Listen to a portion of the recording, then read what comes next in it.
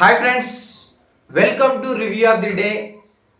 నేనైతే Paradise teaser glimpse చూసి చాలా షాక్లో ఉన్నాను. ఎందుకంటే నాని అంటే న్యాచురల్ స్టార్, అంటే ఒక పక్కింటి కుర్రోడిని చూసినట్టు ఉంటుంది. అంటే ఒక ఫ్యామిలీకి సంబంధించిన పర్సన్ అని మనందరికీ తెలుసు. ఆయన సినిమాల్లో ఆయన యాక్టింగ్, ఆయన న్యాచురల్ యాక్టింగ్ అట్లనే ఉంటుందని చెప్పేసి నేను నాని టీజర్ అని చెప్పి ఓపెన్ చేస్తే నిజంగా ప్యారడైస్ గ్లిమ్స్ చూసైతే నాకైతే షాక్లో ఉన్నా. ఎందుకంటే అనిరుద్ కానీ నిజంగా డైరెక్టరు ఏదో కొత్త ప్రపంచానికి తీసుకెళ్ళిండు అని అనిపించింది. ఆ హీరో నాని ఇలా ఎలాంటి సినిమాలకి నానికి సంబంధం లేదో అలాంటి సినిమాతో నానిని కలిపినట్టు అనిపించింది. నాని నిజంగా ఈ కొన్ని డేస్ నుండి అయితే మొత్తం మారిపోయినాను.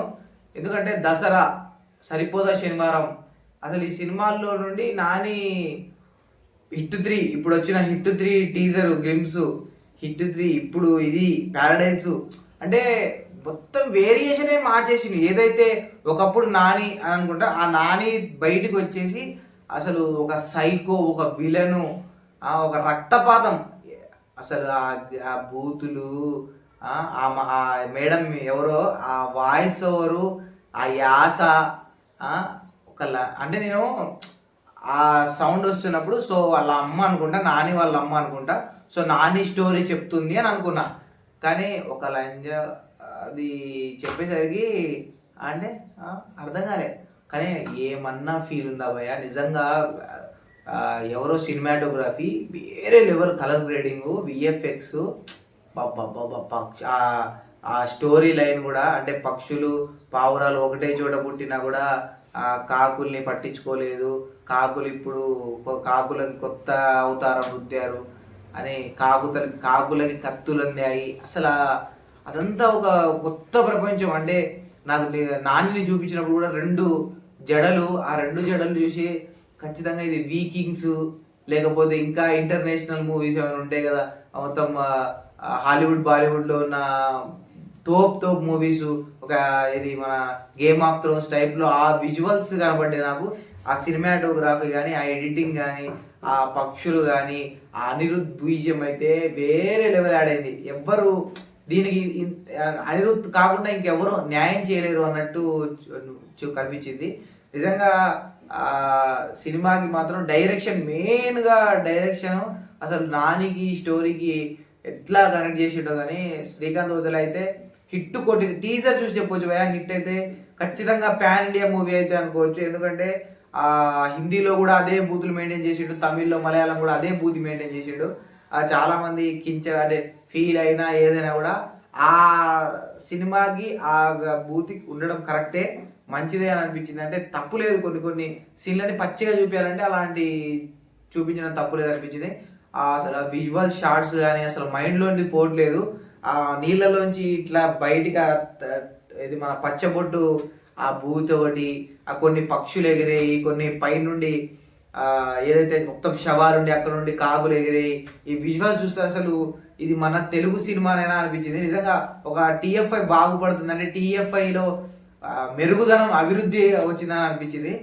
అసలు నాని గారిని అయితే నేను ఈ వేల్లో అసలు ఎక్స్పెక్ట్ చేయలేదు. నాకు తెలిసి ఎవరో నాని గారిని ఇంకెన్ని రోజులు ఆ కామన్ మూవీస్ తీస్తావురా, నీకంటే చిన్న హీరోలు పెద్ద పాన్ ఇండియా మూవీ కొడుతున్నారు అని ఒక గట్టిగా అన్న ఉంటారు. సో అట్లా ఫిక్స్ అయిన అనిపించింది నాని గారు.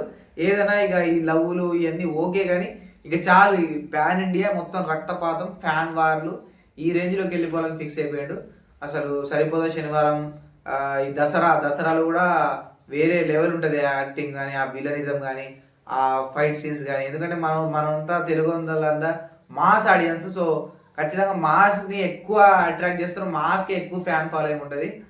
సో అట్లని చెప్పేసి దసరాకి ఆల్రెడీ 100 కోట్లు కొట్టేసాడు. ఇదైతే ఖచ్చితంగా 500 కోట్లు అయితే ఖచ్చితంగా కలెక్ట్ చేస్తుందని అనుకుంటున్నాను. ఎందుకంటే అసలు మొత్తం వేరే ప్రపంచం, ఆ జుట్టు కానీ, ఆ జడలు కానీ, అంటే వీళ్ళది ఒక స్టోరీ ఏంటంటే, వీళ్ళది ఒక గ్రామం ఉంటుంది. వీళ్ళ గ్రామంలో ఏదో దేనివల్లనో ఒక అనారోగ్య సమస్య వస్తే ఆ సమస్యని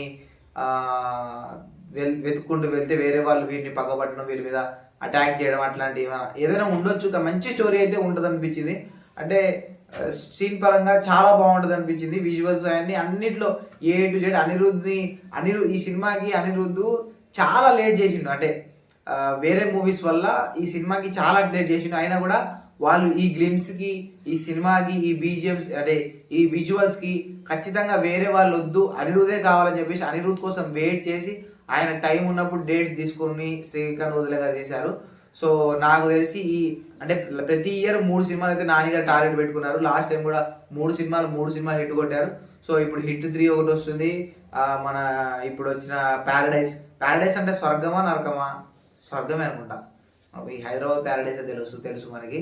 సో ప్యారడైస్ స్వర్గమే అనుకుంటా. సో స్వర్గం అని చూపించి నరకం చూపించారా? అది అర్థం కాలేదు. అంటే ప్యారడైస్ అంటే స్వర్గం, దాంట్లో నరకం చూపించారా అనిపించింది. అంటే అంత ఘోరంగా కాకులు అనగానే మనకి నెగిటివిటీ. సో అట్లా చాలా విజువల్స్ బాగున్నాయి. ఇంకా స్టోరీ అయితే అర్థం చేసుకునేటట్టు అయితే లేదు.